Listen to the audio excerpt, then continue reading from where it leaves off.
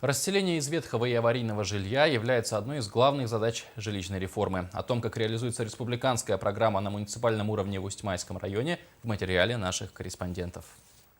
В Усть-Майском районе по программе переселения из ветхого и аварийного жилья готовятся к сдаче два дома.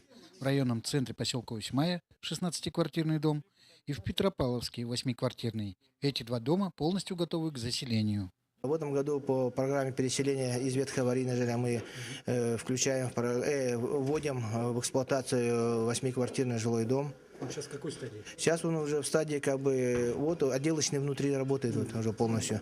И сейчас чисто идет у нас формальное оформление документов. Сейчас это быстро все сделается. Работниками Усть-Майского сетевого участка Льдиканского РЭС установлена подстанция и подведена электроэнергия. Как только необходимые документы на подключение к электроснабжению будут оформлены, дом будет подключен к электросети. Администрация села Петропавловск получила технические условия на данный дом. И как только они выполнят все требования, которые там прописаны, мы сразу подключим.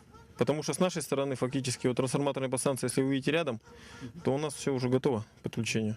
Будущие владельцы благоустроенных квартир ждут, когда все работы будут завершены. А новогодние праздники они надеются встретить в нормальных условиях. Уже списки жителей уже распределены. Объявили, что они будут уже, кто именно идет по программе, проходит, уже получили уже эти. Я их собирал у себя, разговаривали, они все радостные, очень довольные. Всего в Усть-Майском районе программа реализуется в Усть-Мае, Петропавловске, Эльдикане и Солнечном.